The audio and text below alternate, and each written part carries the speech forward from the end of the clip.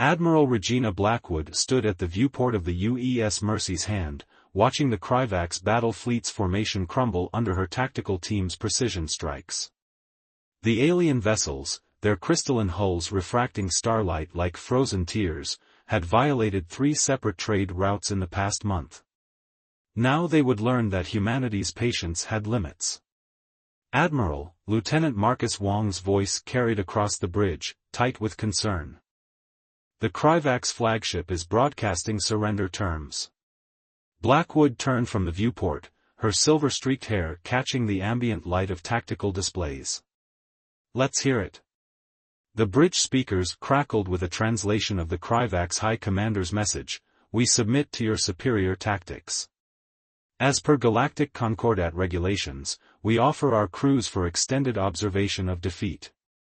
Our neural networks are prepared for broadcast of our shame across all known frequencies for the next 30 cycles." A heavy silence fell across the bridge. Commander Jenna Rodriguez, Blackwood's XO, muttered a curse under her breath. "They want us to, what?" "Standard practice among Concordat species," explained Dr. Victor Patel, their xenoanthropologist. His dark eyes were fixed on the data scrolling across his tablet.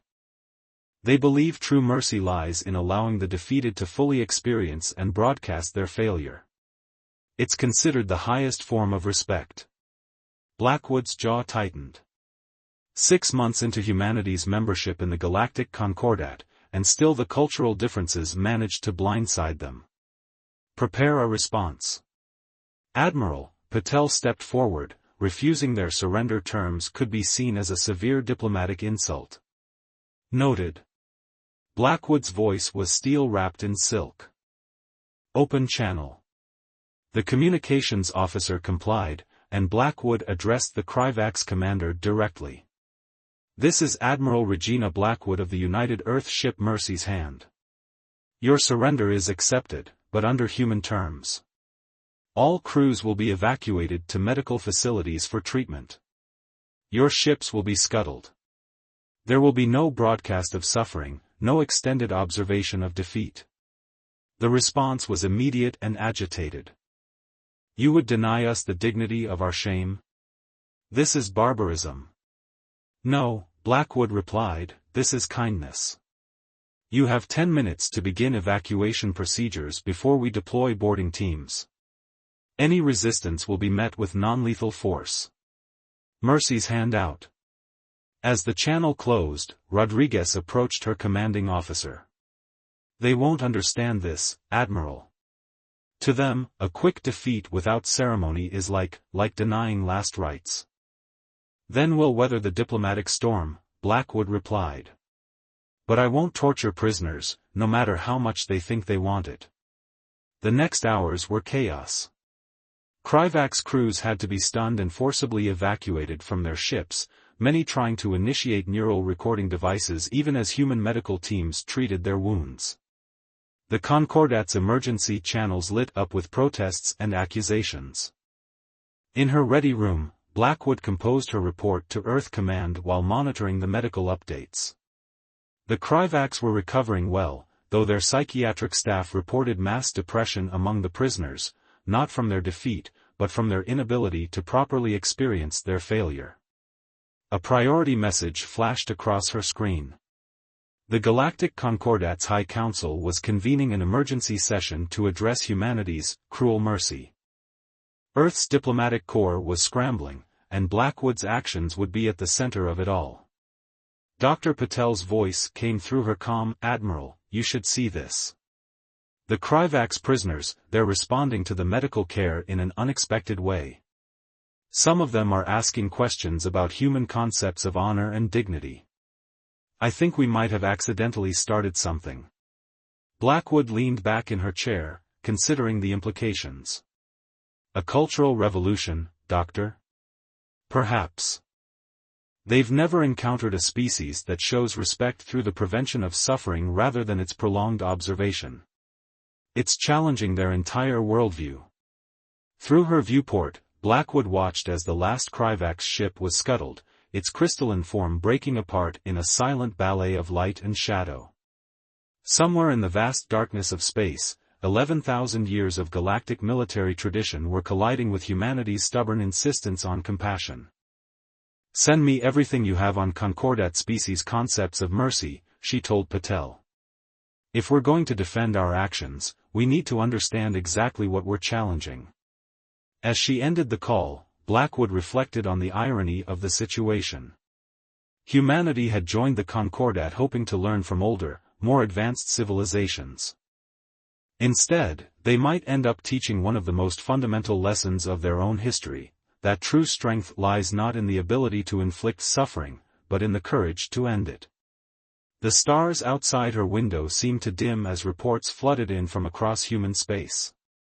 Other captains were facing similar situations, their attempts at mercy seen as the height of cruelty. The Galactic Concordat's 11,000 years of tradition were about to meet humanity's own hard-won wisdom about the true nature of compassion. And Regina Blackwood, standing at the edge of this cultural chasm, knew that the real battle was just beginning. The medical bay of Outpost Horizon was never meant to handle this many patients. Dr. Nathaniel Okoro moved between the beds, his dark hands steady as he adjusted neural dampeners and checked vitals.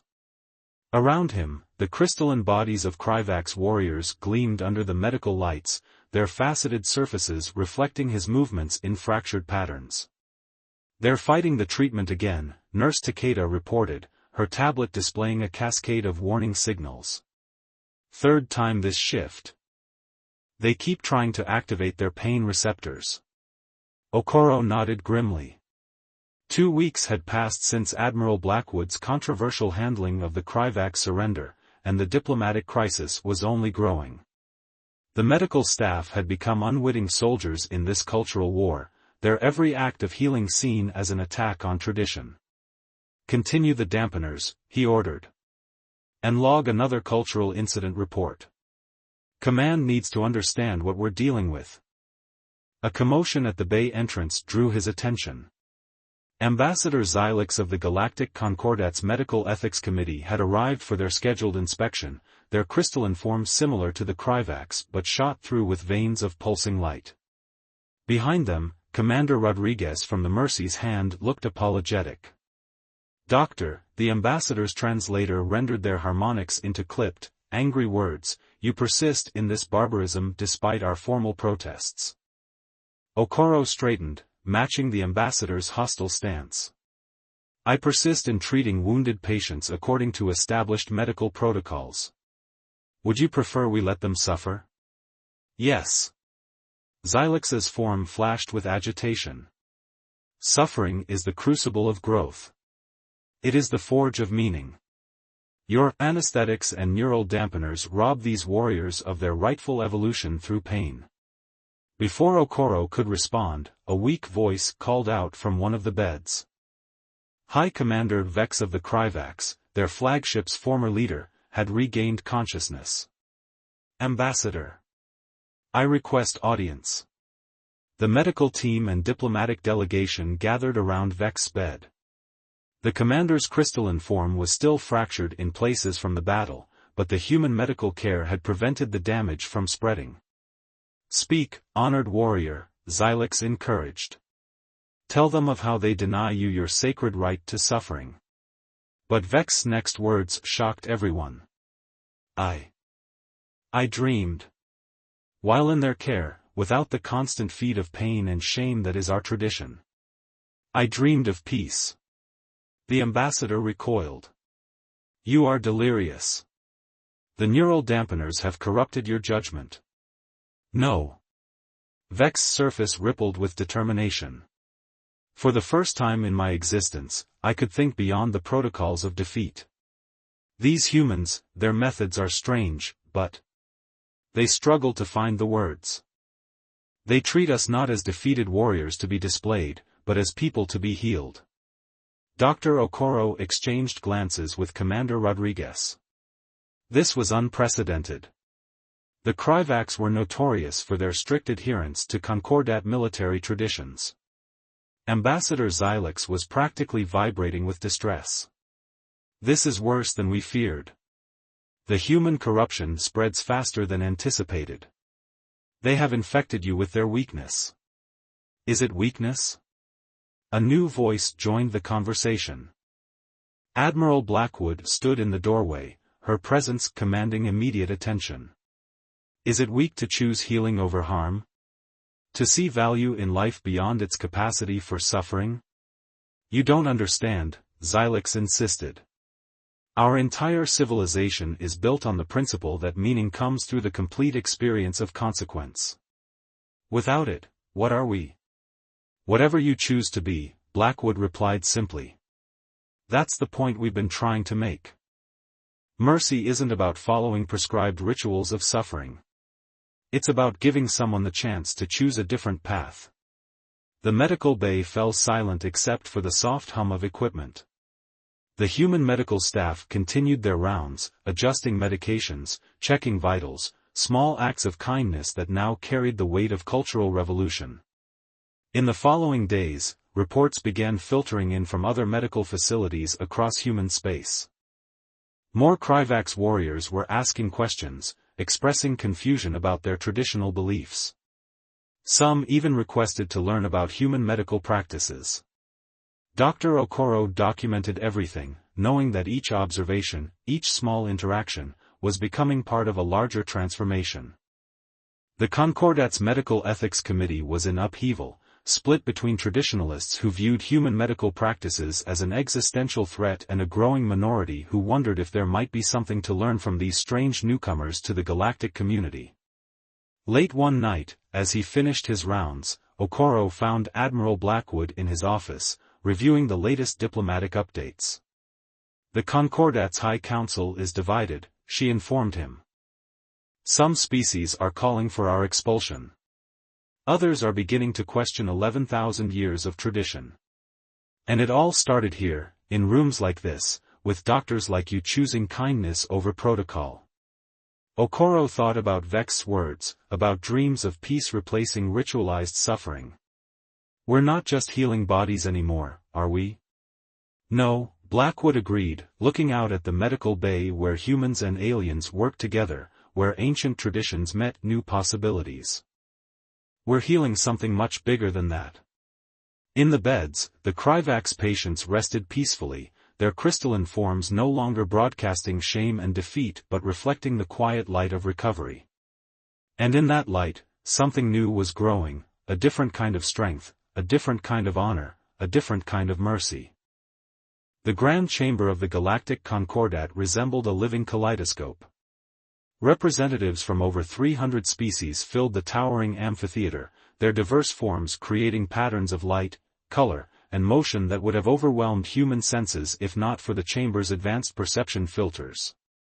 Ambassador Thomas Okafor stood at the podium, his dark diplomatic uniform a stark contrast to the ethereal architecture around him. Behind him sat Admiral Blackwood and Dr. Okoro, summoned to testify about humanity's violations of Concordat military protocols. High Council Elder Zith, a being of pure energy contained within an ancient crystalline matrix, addressed the chamber. This emergency session will examine the actions of the United Earth Fleet, specifically their treatment of surrendered Kryvax forces. Ambassador Okafor, you may present your species' defense. Okafor's voice carried clearly through the universal translators. Honored Council, we stand before you not to defend our actions, but to challenge the very definition of mercy that has governed this Concordat for 11 millennia. Murmurs rippled through the chamber, some of shock, others of outrage. A Vespid representative buzzed in agitation. You dare question traditions that maintained peace before your species learned to make fire? Yes, Okafor replied simply. Because peace maintained through ritualized torture is no peace at all. The chamber erupted. A Melosian diplomat began singing a song of protest, their crystalline wings vibrating at frequencies that made several species cover their sensory organs.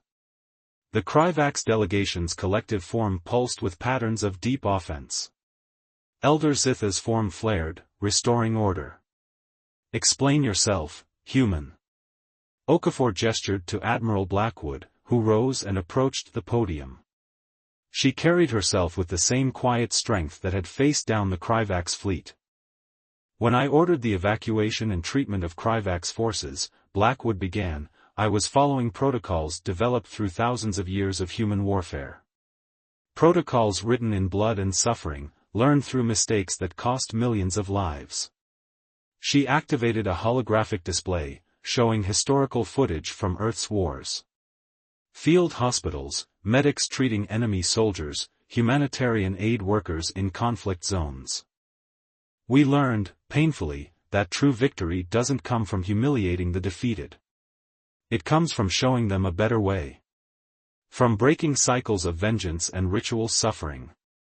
Dr. Okoro stepped forward next, presenting medical data from the Kryvax treatment program. Under traditional Concordat protocols, defeated forces are kept in a state of conscious suffering, forced to broadcast their shame across neural networks. We chose instead to heal them, to show them dignity. A new voice joined the debate. High Commander Vex of the Kryvax, their crystalline form still bearing scars from the battle, had entered the chamber. The council fell silent. By tradition, a defeated commander should still be experiencing their shame, not speaking at a council session. I stand in violation of our most sacred protocols, Vex announced, their translator conveying both defiance and wonder. I should be broadcasting my defeat, letting my shame echo across the networks as a lesson to others. Instead, I am here to speak of transformation. The chamber's attention focused on the Kryvax commander as they continued. In human care, I discovered something our civilization had forgotten. Pain is not wisdom. Suffering is not honor. They showed us a kind of strength we had never imagined, the strength to choose healing over harm. Ambassador Xylix shot up from their seat. This is proof of human corruption. They have destroyed 11,000 years of tradition with their insidious kindness. Perhaps, came a new voice, some traditions deserve to be destroyed. Elder Morix of the Jura T, one of the Concordat's founding species, rose from their contemplation pool. Their ancient form, a complex lattice of living light, commanded immediate respect. We enshrined these protocols of defeat when the galaxy was young and wild, Morix continued. When ritual suffering seemed preferable to endless war. But we have grown since then. Perhaps it is time we learned from these humans, who evolved their own path to peace. The debate raged for hours. Species argued, threatened to leave the Concordat, accused humans of everything from cultural genocide to excessive kindness. Through it all, the human delegation stood firm, supported by a growing number of voices calling for change. Finally, Elder Zith called for order. It is clear that this matter cannot be resolved today. But it is equally clear that it cannot be ignored. Humanity's actions have forced us to confront assumptions we have held for 11 millennia. The Elders' form pulsed with complex patterns of light. We hereby establish a commission for the redefinition of mercy in military engagement. Its mandate will be to examine both human and Concordat practices, seeking a new synthesis that respects both the need for consequence and the possibility of healing. As the session adjourned, Admiral Blackwood found herself surrounded by representatives from various species, some hostile, others curious, all intensely interested in humanity's perspective on mercy. This isn't over, Ambassador Xylix warned as they passed. You have shaken the foundations of galactic civilization. No, Blackwood replied, watching as Dr. Okoro discussed healing techniques with a group of fascinated alien medical officers. We've just reminded the galaxy that civilization should be built on compassion, not cruelty. Outside the chamber, the news was already spreading across neural networks and quantum channels. Humanity's terrible kindness had sparked a revolution in how the galaxy thought about warfare, defeat, and mercy. It would take years, perhaps decades, to fully resolve the philosophical and practical implications. But as Ambassador Okafor observed to his colleagues later, sometimes the most revolutionary act is simply refusing to be cruel, even when cruelty is sanctioned by tradition. The stars wheeled overhead, 11,000 years of tradition collided with human compassion, and the galaxy would never be quite the same. Professor Ryan Winters stood before the first graduating class of the Concordat Human Medical Exchange Program, her weathered face reflecting both pride and exhaustion. The massive lecture hall of the Galactic Medical Academy on Europa housed an unprecedented mixture of species, humans alongside crystalline Kryvax, ethereal Jurati, and dozens of other alien forms. 6 months ago, she addressed the assembled graduates. Most of you thought the others' approach to medicine was barbaric. Now look at you, the first generation of what we hope will become a new understanding of healing across species. In the front row, Dr. Okoro sat beside High Commander Vex, both now serving as instructors in the program. The past 3 months had seen remarkable developments as different species began to genuinely explore each other's perspectives on mercy, healing, and the treatment of the defeated. After the contentious Galactic Council session, the Commission for the Redefinition of Mercy had begun its work in earnest. What started as a diplomatic crisis had evolved into something far more profound, a fundamental re-examination of how different species viewed suffering and compassion. Professor Winters, a young Kryvax healer initiate, raised their crystalline appendage. How do we reconcile our traditional belief in the growth value of pain with the human concept of unnecessary suffering? Winters smiled. This was the kind of question that would have sparked outrage just months ago. Now it represented the kind of thoughtful engagement that gave her hope. Perhaps, she suggested, we start by acknowledging that growth can come through many paths. Pain may be one teacher, but it needn't be the only one.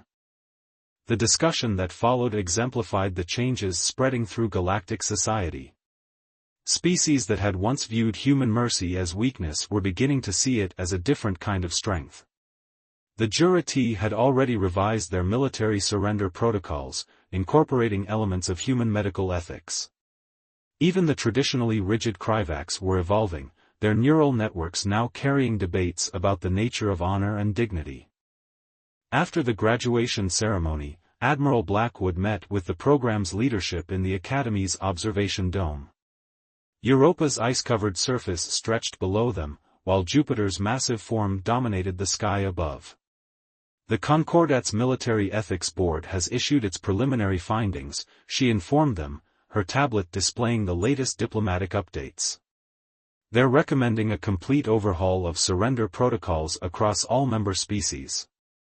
Ambassador Okafor, who had joined them via hologram from the Concordat capital, nodded in satisfaction. The influence is spreading beyond just military applications. We're seeing changes in everything from criminal rehabilitation to educational practices. Not everyone is embracing these changes, Dr. Okoro reminded them. The traditionalist faction is still calling for humanity's expulsion from the Concordat. True, Blackwood acknowledged, but they're losing ground. Every successful cross-species medical collaboration, every positive outcome from our new approach, weakens their position.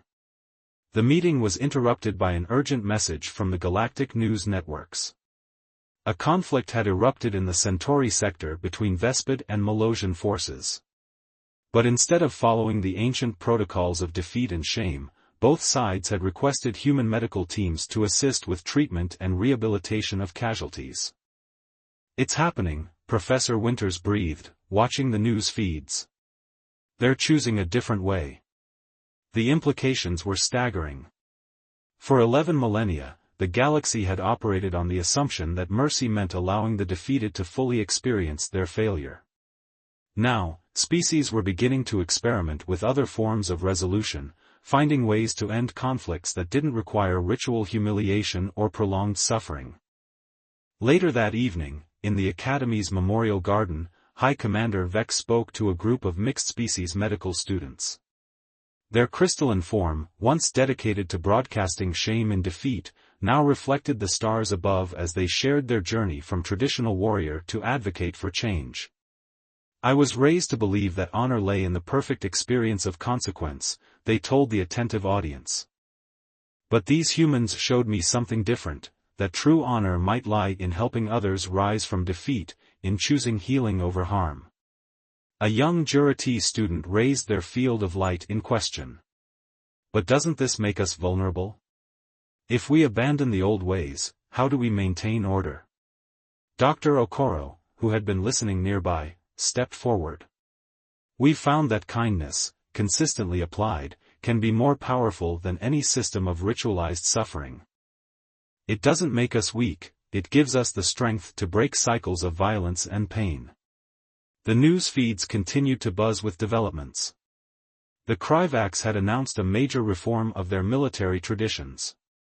The Vespid Collective was establishing its first medical exchange program with Earth. Even the historically isolated Melosians were sending observers to human hospitals. Ambassador Xylix, once humanity's fiercest critic, had published a remarkable statement: perhaps we were wrong to fear human mercy. Their kindness does not weaken the galaxy, it offers us a new kind of strength, one we had forgotten was possible. As the Earth's night side rotated into view below them, Professor Winters and her colleagues contemplated the changes they had helped set in motion. What had begun as a crisis of conflicting values was evolving into something revolutionary, a new understanding of how different species could relate to each other, how they could handle conflict and defeat, how they could heal. We're not just teaching medicine anymore, Winters remarked to Dr. Okoro as they watched their students disperse. We're teaching the galaxy how to reimagine mercy itself. And in the endless dance of stars above, 11,000 years of tradition continued their gradual transformation, one act of kindness at a time. 5 years after the Kryvax incident, the Galactic Concordat's Hall of Harmonious Relations hosted an unprecedented ceremony. Admiral Regina Blackwood, now sporting more silver in her hair, stood before representatives of hundreds of species to inaugurate the first Galactic Center for Compassionate Conflict Resolution. The massive chamber, once a place of rigid traditional protocols, had been transformed. Where once there had been displays of defeated species broadcasting their shame, now there were healing centers and cultural exchange pods. The crystalline architecture still soared to impossible heights, but now it carried messages of hope and transformation rather than ritual humiliation. 5 years ago, Blackwood addressed the assembly: humanity was accused of inflicting kindness too terrible for war. Today, we gather to acknowledge that this terrible kindness has changed how our civilizations approach not just warfare, but conflict itself. In the audience, Dr. Nathaniel Okoro sat with a group of graduates from the latest medical exchange program. Beside him, High Commander Vex, now serving as the Kryvax ambassador for peaceable relations, gleamed with patterns of pride, not from defeat, but from progress. Ambassador Thomas Okafor took the podium next. The statistics speak for themselves. In the past 5 years, we've seen a 70% reduction in prolonged military engagements across Concordat space. The traditional cycles of defeat, shame, and revenge are being replaced by something revolutionary: genuine resolution. The evidence was undeniable. The Vespid-Melosian conflict, the first to implement the new surrender protocols, had ended with both species collaborating on joint reconstruction efforts. The Jurati had transformed their ancient halls of victory into centers for interspecies healing and reconciliation. Even the most traditional species were beginning to question practices they had taken for granted for millennia. Professor Ryan Winters presented the latest research from the medical exchange program. We're seeing physiological changes in species that once required ritual suffering for emotional processing. Their neural pathways are adapting, finding new ways to process defeat and victory. It turns out that compassion is not just philosophically transformative, it's biologically revolutionary. But perhaps the most surprising speaker was Ambassador Xylix, once humanity's fiercest critic. Their crystalline form now bore the distinctive markings of a student of human medical practices. I stood in this chamber 5 years ago and called human mercy a corruption, they acknowledged. I was wrong. What they offered us was not weakness, but a strength we had forgotten was possible. Their terrible kindness did not destroy our traditions, it helped us evolve beyond them. The ceremony marked more than just the opening of a new institution. It represented a fundamental shift in how the galaxy's civilizations viewed conflict, defeat, and healing. The Commission for the Redefinition of Mercy had completed its work, producing new protocols that balanced traditional honor with humanitarian principles. Later that evening, at a more intimate gathering in the center's meditation garden, Admiral Blackwood found herself in conversation with Elder Morix of the Jurati. The ancient being's lattice of living light pulsed with curious patterns. "Did you know," Morix asked, "that this would be the result when you first refused to follow our surrender protocols?" Blackwood smiled. "Honestly? I just couldn't bring myself to torture prisoners, no matter how much their culture said they wanted it. Everything that followed was beyond my wildest expectations." "Perhaps that is the true power of your species' approach," Morix mused. "You simply refuse to be cruel, and in doing so, you force the rest of us to imagine better ways." The gathering was interrupted by breaking news from the Centauri sector. A potential conflict between two minor species had been averted through the intervention of a joint human Kryvax peacekeeping force. Instead of ritual combat and ceremonial defeat, the species had agreed to mediation at the new center. Dr. Okoro, watching the news feeds with his colleagues, shook his head in amazement. "Remember when they called our kindness terrible?" "It was terrible," Vex responded, their crystalline surface reflecting the garden's lights. "Terrible to our old ways of thinking, terrible to 11,000 years of tradition. But sometimes terrible things are necessary for growth." As the celebration continued, Professor Winters led a group of new students, human and alien alike, through the center's facilities. The medical bays were equipped with both traditional healing technologies and human-inspired innovations. The cultural exchange pods hummed with discussions about honor, mercy, and the nature of true strength. "We're not just teaching medicine or diplomacy," she told her students. "We're teaching the galaxy that there are alternatives to suffering, that mercy isn't a sign of weakness but the highest form of civilization." Admiral Blackwood's final speech of the evening summed up the journey of the past 5 years. "When humanity joined the Galactic Concordat, we hoped to learn from older, more advanced civilizations. Instead, we found ourselves teaching one of the most important lessons from our own history, that true strength lies not in the ability to inflict or endure suffering, but in the courage to choose kindness, even when tradition calls for cruelty." As the Earth rose over the horizon, visible through the center's crystalline dome, the assembled species contemplated how far they had come. The day humanity's kindness had been declared too terrible for war had become the day the galaxy began to reimagine what war, and peace, could be. And in the growing light of dawn, 11,000 years of tradition continued to evolve, transformed by the simple, revolutionary act of choosing compassion over cruelty.